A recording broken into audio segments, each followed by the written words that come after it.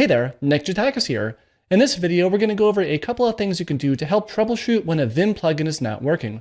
All the strategies that we're going to go over today will work with both Vim and Neovim, and while I do use Vimplug as my plugin manager, most of the commands we're going to run today will work with any plugin manager that you happen to use, although we will be running one Vim plug specific command, but there is an alternative that works with everything. So yeah, let's say the use case here is you've installed a new plugin or you've added it to your vimrc file and it's not loading for some reason, you're not sure why, or maybe it is being loaded here, but it's loading with a specific error, but you're not really sure how to figure out exactly what the error is so that you can report it to the plugin author or try to fix it yourself. So yeah, let's start with the most basic case here. And, let's say that you've got your vimrc file and, you've added a new plugin and, whatever plugin happens to be here, but it's not loading. So you've loaded Vim and you expect, certain keybinds to work or maybe some syntax highlighting or whatever behavior that your plugin is doing. It's just not loading at all.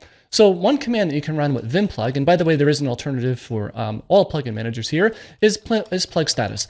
And this will let you know if your plugin is being loaded and if it's being loaded successfully. So you can see here, I have this big list of all the Vim plugins that I have here on the left, and they're all being reported with OK. So that's good. So I can see here, like FCF is being installed. And, somewhere in here, I have the FCF plugin being installed here. So, you just want to make sure that the plugin that is giving some trouble is listed here. So if you don't see this in the list, then that means your plugin is not being installed. So the likely scenario there is like maybe you've added it to your vimrc file, but you didn't run plug install, or if you're using a different plugin manager, then whatever its installation command here is, because you need to add it to your config and then install it. Or maybe you've run that command or something like that, but you forgot to save your vimrc file. I don't know, little things like that happen all the time. So there is another command you can run, which is more generic to any plugin manager.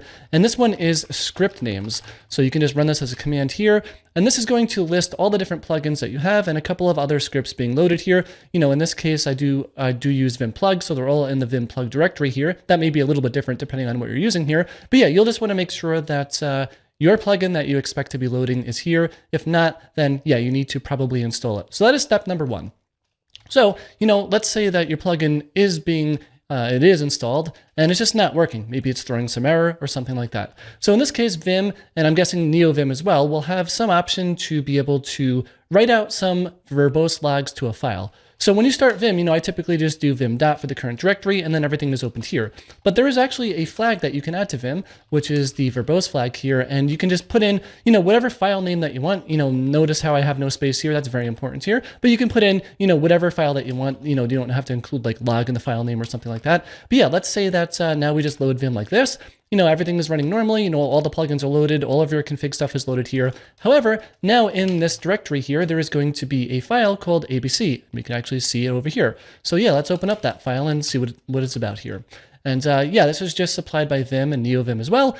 And we can see that all sorts of things are being loaded here, verbose logs. And here is where you can actually see, maybe your plugin is throwing an error. You should be able to get a little bit more information here. At least now you'll know like exactly where to go to potentially fix it. Or, you can go to the plugin author's Git repo somewhere. Maybe it's on GitHub or Bitbucket, GitLab, whatever. And you can open an issue there. Maybe the plugin author or community can help you figure it out. But yeah, it will be really handy to know exactly what's failing here. So maybe you can do a search for error or maybe the plugin name. So we can see in this case, we get a specific error here for Vim grepper, which is kind of interesting. It's like maybe there's a bug there. Maybe I should report that. I don't use Vim grepper a ton. It doesn't really bother me in my day-to-day here. I didn't even know it was throwing an error. But yeah, we can see there's actually a couple other errors here as well. So invalid ID, -1. This needs to be greater or equal to than 1 for this one auto command that I have over here. So it's kind of interesting.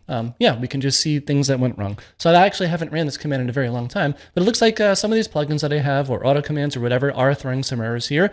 But funny enough, yeah, like they're just not bugging me in my day-to-day. Don't really notice them that often. So cool. Yeah, that's one way to discover things like that. And again, that's not going to be dependent on Vimplug or anything. That's just a Vim command here. So the next step here would be just making things a little bit more vanilla. So basically going as vanilla as possible. And that's basically just reducing variables, because reducing variables is a really nice debugging tactic to help you find the root cause of something very specific. So what I would do in this case, I would go to my vimrc file here, and I do have a lot of plugins installed, but let's say Vim Fugitive was giving me some trouble and it just, I don't know, wasn't working correctly or something like that. Or, you just want to figure out like, I don't know, what is there something like conflicting in my vimrc file or whatever. So yeah, I would just start commenting out all the other plugins that I have except for Vim Fugitive. And then I would see like, okay, do I get the same result? Am I getting the same exact error in the same spot? Did it just like start working now? Maybe. But you can also even go one step further than that, besides just commenting out all the plugins that you have. If you have a lot of different custom configuration, which I happen to do as well, you can just start commenting out all this stuff too. And, I wouldn't like just do it one line at a time here because, this vimrc file is almost 700 lines, it would take forever to do that. I would sort of treat this one as like a bisection search, right? And what I mean by that one is, let's say after you've commented out all the plugs here, you can maybe just go to like, I don't know, like the bottom third of the file or whatever, just go up a couple pages here, just comment out everything here all the way down to the very bottom. And then, you can see like, well, does it still work? Or does it still fail? Then it's like, well, it's not related to the things down here. And then you can just like slowly but surely just figure out or narrow down your choices to where, what the one is specifically giving an error. But yeah, I mean, there's other ways you can do this in a lot more efficient ways. Like for example, Vim 8 and above or 8.01 or something, and Neovim, they do have this one little flag that you can run, which is clean. And this will just open up Vim pure, like no configuration is being loaded, no plugins are being loaded. But I find for this case or this use case, it's not really going to be that helpful because, you still want to be able to load your one specific plugin and maybe its associated configuration here. So yeah, I mean, that's a good thing to know if you just want to, launch Vim very quickly with a minimal setup there. But in this case, I don't think it's going to help us that much, and I think the clean flag, replaced using whatever that was, like none. There was like a whole bunch of different flags that you can run with Vim there to get a very clean setup, but clean is a clean setup. And now there is a clean flag to do that, which is pretty nice. The next step would be something like potentially switching between Vim and Neovim. Now, the idea here isn't going to be a permanent switch, but it's just, again, reducing variables. So let's say that, you've installed some Vim specific plugin and you happen to be using Neovim. Well, it wouldn't really hurt to go and install Vim and then just see if that plugin works in Vim. Because then you can be like, well, okay, the plugin is working in Vim, but it's not working in Neovim. What's up there? Now, you got to be careful with that one though, because chances are, if you are using Neovim specifically, but not Vim, maybe your Vim setup is a lot more basic. There's certain things that aren't being loaded. So that could be a case where, maybe something else in your Neovim config is actually the culprit here. And it's not so much Neovim versus Vim, but it is something you can do just to reduce variables and, narrow down the scope of what's wrong. At least now you have something more accurate to report here. And yeah, that's going to basically do it for this video. I mean, we have a couple of different approaches here to help debug when a plugin is not working. This actually came up pretty recently. And by the way, this is a link to Vim plug. I'll link to this in the description if you want. It's all in my dot files. I'll link that as well. But yeah, all of this came down to this one video that I made, I don't know, a couple of years ago, 3 years ago, let's say. And it was just using Vim's built-in autocomplete menu for autocompleting words. This video still applies today in 2024. The exact same strategies works.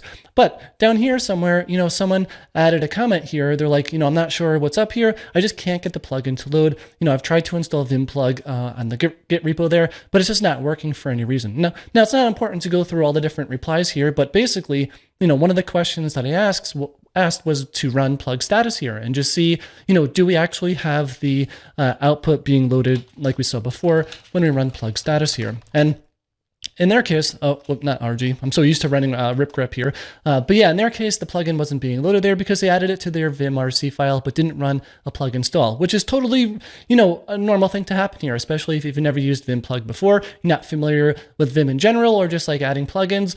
Totally could be a step that you can miss, and I've done it myself as well. So yeah, shout out to iFunction here just to provoke me to make this video here. So thanks a lot. With that said, if you have any questions, let me know in the comments below. I'll do my best to answer all of them. If you like the video, please give it a thumbs up because it really does help a lot. Thanks a lot for watching, and I'll see you in the next video.